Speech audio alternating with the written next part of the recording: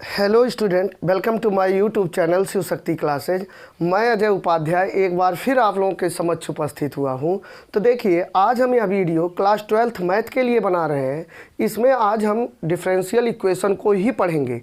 यह हमारा differential equation का लेक्चर 2 होगा।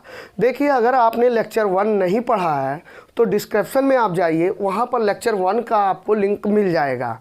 उसको अच्छी तरीके से पढ़ लीजिए तो आपको निश्चित तौर पर लेक्चर 2 समझ में आएगा। एक बार हम लेक्चर 1 का भी यहाँ पर रिवाइज कर लेते हैं। तो देखिए, ये हमारा जो वीडियो होगा एक्सरसाइज 9.1 के लिए है। इसमें आज सभी क्वेश्चन को हम हल करेंगे, हम लोग सॉल्व करेंगे। और यहाँ से बोर्ड परीक्षा में एक क्वेश्चन पूछा जाता है, या तो इस एक्सरसाइज से आता है या तो एक्सरसाइज से बाहर के भी क्वेश्चन पूछे जाते हैं।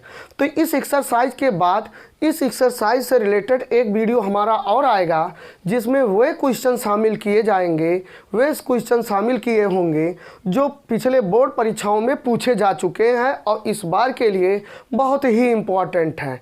तो इनको भी पढ़िए और जस्ट इसका अगला वीडियो भी पढ़िए, बहुत इम्पॉर्टेंट है। वही मेन वीडियो है, ये भी मेन वीडियो है, इसको आप पढ़ते जाइए। यहाँ पर देखिए, सबसे पहले हमको इसमें बताना क्या है, अवकल समीकरण की कोटि और घात बताइए। तो हमने पिछले वीडियो में बताया था कि एक चीज़ तो हमने ये बोला था, जैसे कहीं y डैश लिखा है, यहाँ पर एक बार आप देख लीजिए y डैश लिखा है, तो इसका मतलब होता है dy/dx।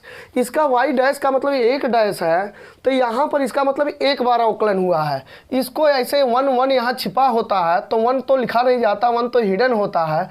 तो ई एक कोटि का हो गया, ठीक है, ई एक कोटि का अवकलन है। लेकिन अगर कहीं y डबल डैश है तो y पर डबल डैश का मतलब होता है 2 कोटि का अवकलन, उसका अवकलन 2 बार है। और इसको इस तरीके से लिखा जाता है d²y/dx²। इसी प्रकार देख लीजिए, यहाँ देखिए d पर 2 है, d पर 2 है, d के बगल में जस्ट 2 है तो 2 कोटि का अवकलन हो गया। वैसे y ट्रिपल डैश है तो d³ और dx³। यहाँ d पर 3 की देखिए, d के बगल में 3 है तो 3 कोटि का अवकल समीकरण है। तो कोटि बताना बहुत आसान होता है, और कोटि जिसका बताया जाता है उसी का घात भी बताया जाता है। यह वीडियो में हमने पिछले वीडियो में बताया था, और ये भी बताया था कि इस बात को ध्यान में रखिएगा कि घात केवल उसी का बताया जा सकता है जो अवकल समीकरण बहुपद के रूप में होगा। जो अवकल समीकरण बहुपद के रूप में होगा वही उसी का केवल हम घात बता सकते हैं।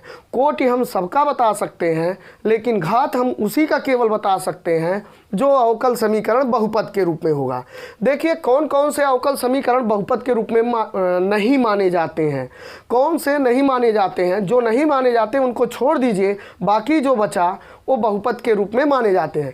देखिए, अगर कहीं पर e के पावर dy/dx है, किसी अवकल समीकरण में कोई पद इस टाइप से है, अगर एक भी पद आ गया तो वह अवकल समीकरण बहुपद के रूप में, पॉलिनोमियल के रूप में नहीं माना जाता है। जैसे यहाँ पर log हो गया और dy/dx हो गया। जहाँ log हुआ है वहाँ dy/dx या d²y/dx² किसी भी कोटि का अवकलन आ जाए, ठीक है, तो वह देख लीजिए, ध्यान में रखिए इस बात को, वह जो है अवकल समीकरण पॉलिनोमियल के रूप में, बहुपद के रूप में नहीं माना जाएगा। इसी प्रकार आप sin dy/dx, इसी प्रकार आप cos dy/dx, या कोई भी त्रिकोणमिति हो, tan dy/dx, sec dy/dx, cot dy/dx, कोई भी हो, तो अगर इनमें से एक भी पद आ गया जहाँ x होता है, वहाँ किसी न किसी पद का अवकलन आ गया x के जगह पर, तो जान लीजिए कि वह उस अवकल समीकरण का घात हम नहीं बता पाएंगे। कोटि तो हम सबका बता लेंगे, लेकिन उस अवकल समीकरण का घात नहीं बता पाएंगे, उसका घात अपरिभाषित माना जाता है। तो इस बात को आपको ध्यान में रखना है। तो यहाँ पर चलते हैं, हम इस चीज़ को ध्यान में देखते हैं। यहाँ पर d पर 4 है, बहुत आसानी से आप बता सकते हो। d पर 4y है और dx के पावर 4 है, प्लस साइन y पर ट्रिपल डैश है = 0। तो इसको देखिए, साइन के बाद क्या आ रहा है, d³ और बटे dx³ आ रहा है। तो इसका घात नहीं बता पाएंगे आप, क्योंकि यह अवकल समीकरण बहुपद के रूप में नहीं है। ये बहुत इजी तरीके से हम बता रहे हैं, बहुत इजी तरीके से आप समझिए। यहाँ पर साइन के बगल में हमने कहा dy/dx या d³y/dx³, d²y/dx², ऐसा कोई भी किसी भी कोटि का अवकलन अगर आ जाता है तो वह पॉलीनॉमियल के रूप में, बहुपद के रूप में नहीं माना जाता, उसकी घात नहीं बता सकते, लेकिन उसकी कोटि आप बता सकते हैं। तो इस अवकल समीकरण की कोटि को देखना है तो कोटि देखना बहुत आसान है। यहाँ पर अधिकतम कितनी बार अवकलन हुआ है? 4 बार, 4 बार अवकलन हुआ। यहाँ D cube Y D X cube है तो यहाँ 3 बार अवकलन हुआ है, तो अधिकतम 4 बार अवकलन ये है, तो इसकी कोटि 4 होगा, लेकिन इसके घात को हम क्या लिखेंगे? अपरिभाषित लिखेंगे, अपरिभाषित। ठीक है, तो अपरिभाषित लिखेंगे इसको। इसमें कुछ नहीं था, बहुत ईजी था। अब ये देख लीजिए, इसको आप लोग देख लेते हैं, हम लोग देख लेते हैं, इसको देख लेते हैं Y double dash plus 5y। देखिए इसकी कोटि अगर आपको बताना है, इसकी कोटि बताना है तो बहुत आसान है। इसकी कोटि देखिए कितनी बार इसका अवकलन हुआ है, कितनी बार इसका अवकलन 1 बार हुआ है, तो इसकी कोटि 1 हुआ। अब इसके घात को भी बताना है तो इसका घात भी बहुत आसान है। वो देखिए जिसकी कोटि बताते हैं उसी के ऊपर घात भी होता है।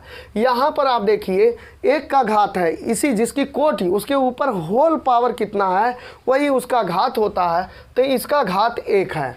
अब यहाँ पर देखिए कोटि, कोटि को देखना है, बहुत आसान है। यहाँ पर इसकी कोटि को देखिए, ये देखिए ये कोटि नहीं बताता, ये तो घात है। कोटि यहाँ पर डी के बगल में, तो यहाँ डी के बगल में 1 है, 1 है, यहाँ डी के बगल में 2 है, 2 है, तो समझ जाइए सबसे अधिक डी के बगल में 2 है, 2 बार इसका अवकलन हुआ था, तो इसकी कोटि कितना हो जाएगा? कोटि को इंग्लिश में ऑर्डर कहते हैं, इसका ऑर्डर 2 हो जाएगा। लेकिन अगर इसकी घात की हम बात करें तो इसका घात कितना होगा? तो एक घात देख कर मत बताइएगा, हमने बताया है जिसका कोटि देखते हैं उसी के पावर, होल पावर कितने का पावर है, घात है, वही उसका घात हो जाता है, वही उसकी डिग्री हो जाती है। तो इसी की कोटि बताए तो इसका 1 हो गया, तो घात इसका कितना हो गया? 1 हो गया। इसी प्रकार आप इसमें बहुत आसानी से बता सकते हैं। इसकी कोटि देखिए कितना है, यहाँ ध्यान से देखिए, डी के बगल में 2 है और यहाँ डी के बगल में 1 है, तो अधिकतम बार कितनी बार अवकलन हुआ? 2 बार हुआ। अब इसके घात की बात, यहाँ पर देखिए आप लोग देखकर बता सकते हैं कि इसका पावर, इसका डिग्री कितना होगा।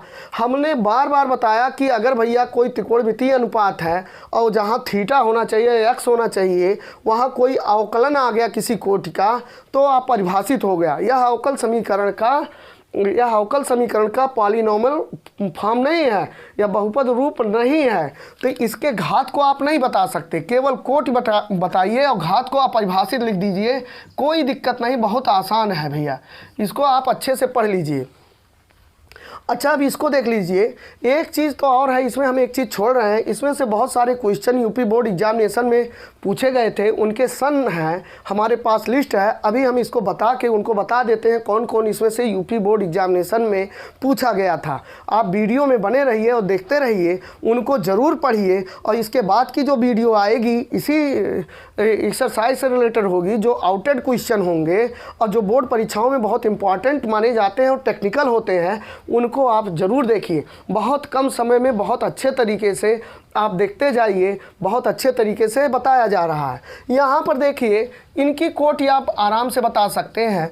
अधिकतम कितनी बार अवकलन हुआ? अधिकतम 2 बार। देखिए डी के बगल में 2 की घात है, तो 2 बार अवकलन हुआ, तो इसकी कोटि 2। अब इसकी घात देखिए, साइन और कास आने से कोई दिक्कत नहीं, घात तब भी आप बताएंगे, लेकिन साइन के बगल में या कास के बगल में कोई अवकलन वाला नहीं होना चाहिए। जैसे D Y by D X या D square Y upon D X square, D cube Y upon D X cube, ये सब नहीं होना चाहिए। तो यहाँ पर कास 3x है, कहाँ कोई अवकलन है? किसी कोटि का अवकलन यहाँ भी नहीं है, यहाँ भी नहीं है, तो ये पॉलीनोमियल के रूप में होगा, अवकल समीकरण के बहुपद रूप में है, तो इनके घात को भी हम बताएंगे। तो घात जिसका कोटि बताते हैं उसी का घात, उसी की डिग्री बताते हैं। इस पर 1 की घात है, बहुत आसान हो गया। अब यहाँ पर देखिए इनको भी आप बता सकते हैं, नीचे हम लिख दे रहे हैं कोटि। इनकी कोटि देखिए क्या है, इनकी कोटि ये देखिए कई बार अवकलन हुआ है, 3 डैश है, तो इसका मतलब D cube Y upon D X cube 3 बार अवकलन हुआ है। यहाँ 2 बार अवकलन हुआ है, यहाँ 1 बार अवकलन हुआ है, यहाँ तो अवकलन ही नहीं है। तो अधिकतम कितनी बार अवकलन हुआ? 3 बार, तो उसकी कोटि 3 हो गया। और उसका घात कितना होगा? जिसकी कोटि बताएंगे उसी का घात बताते हैं, तो घात 2 बताएंगे। इसको घात नहीं बताना, जिसकी कोटि उसी के ऊपर कितना पावर है वही उसका घात हो जाता है।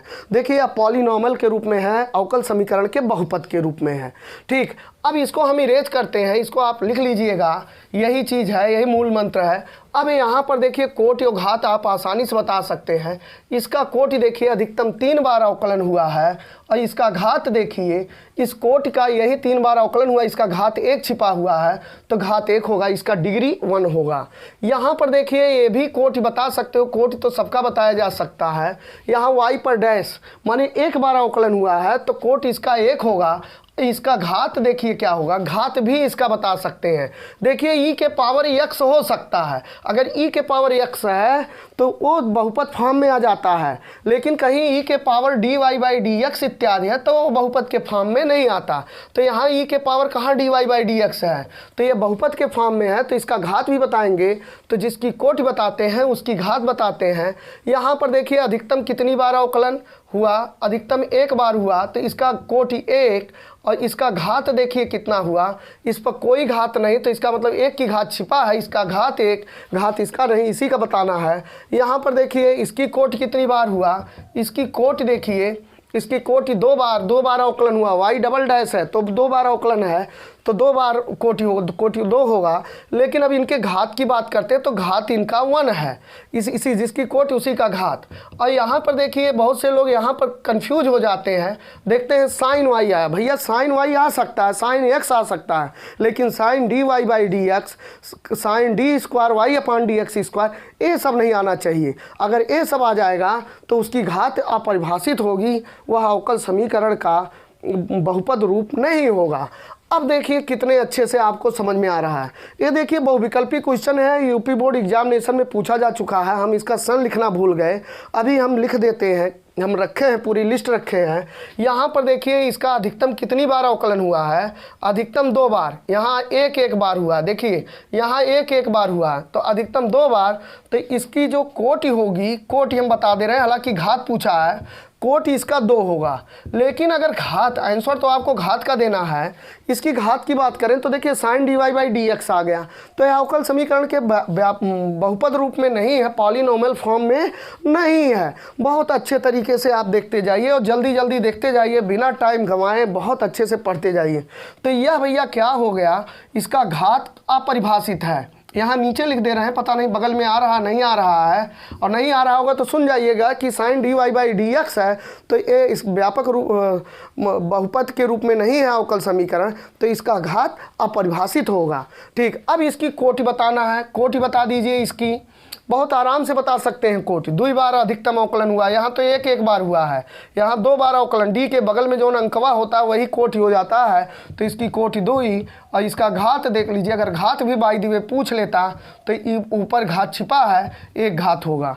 तो देखिए यह वीडियो हमारा इतना ही है, 1 मिनट आप क्वेश्चन को देख लीजिए कि कौन कौन सा यूपी बोर्ड एग्जामिनेशन में पूछा गया था विगत वर्षों में, इस एक्सरसाइज से कितना पूछा गया। आप ध्यान में रखिए इस एक्सरसाइज से बहुत कम पूछा गया था, लेकिन जो इसके बाद हम वीडियो बनाएंगे उसमें पूरी की पूरी लिस्ट मिल जाएगी, और जितने भी टेक्निकल क्वेश्चन हैं सब आपको मिल जाएंगे। आप हमारे चैनल पर बने रहिए, बहुत अच्छे से पढ़िए, ये बहुत जान लीजिए फ्री ऑफ कास्ट फ्री सेवा है, और बहुत अच्छे टीचर से आप पढ़ रहे हैं। आप इसको पढ़िए, विश्वास हमारे ऊपर करिए, जितने भी विषय वस्तु हम बताएंगे पढ़ाएंगे बहुत अच्छे से पढ़ाएंगे। तो देखिए हमारे वीडियो को आप सब्सक्राइब करिए, लाइक करिए और शेयर करिए, और अच्छे से पढ़िए अवकल समीकरण को।